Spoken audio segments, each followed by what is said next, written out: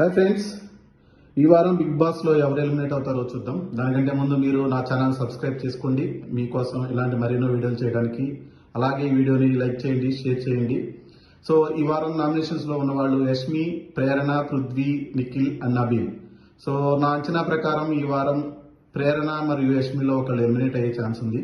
So ఎందుకంటే Nikhil and Nabeel కి చాలా ఫ్యాన్ బేస్ చాలా స్ట్రాంగ్ గా ఉంది.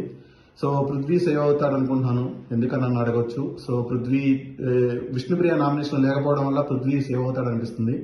ఎందుకంటే పృథ్వీతో ఉన్న ఫ్రెండ్షిప్ అయితేనేమి, లవ్ అనుకోండి, ఏదైతే అనుకోండి, సో అది పృథ్వీని సేవ్ చేస్తుంది. విష్ణుప్రియ ఫ్యాన్ బేస్ మొత్తం పృథ్వీకి టర్న్ అవుతుంది.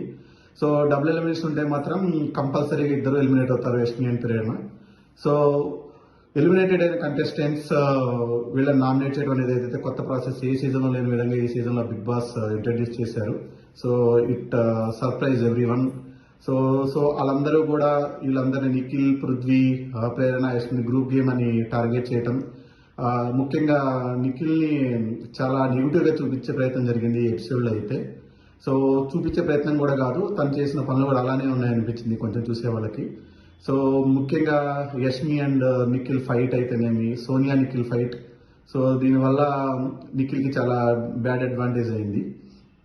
సో ఈ నా అంచనా ప్రకారం యష్మి ఆర్ ప్రేరణలో ఒకళ్ళు ఎలిమినేట్ అవుతారు. మోస్ట్లీ యష్మి ఎలిమినేట్ అయ్యే ఛాన్సెస్ ఉన్నాయి. సో వచ్చిన వాళ్ళందరూ కూడా గ్రూప్ గేమ్ అని ముఖ్యంగా ప్రేరణని, యష్మిని టార్గెట్ చేస్తారు. సో ప్రేరణ చీఫ్ గా ఉన్నప్పుడు చేసిన బిహేవియర్ వల్ల తనకి ఏదన్నా డిసడ్వాంటేజ్ జరిగితే తప్ప యష్మి ఎలిమినేట్ అయ్యే ఛాన్సెస్ ఎక్కువ ఉన్నాయి.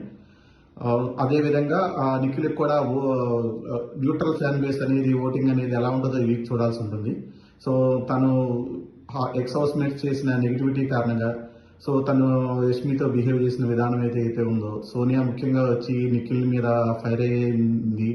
సో అవన్నీ కూడా నిఖిల్కి నెగిటివ్ అయ్యే ఛాన్స్ ఉంది. So that's it friends.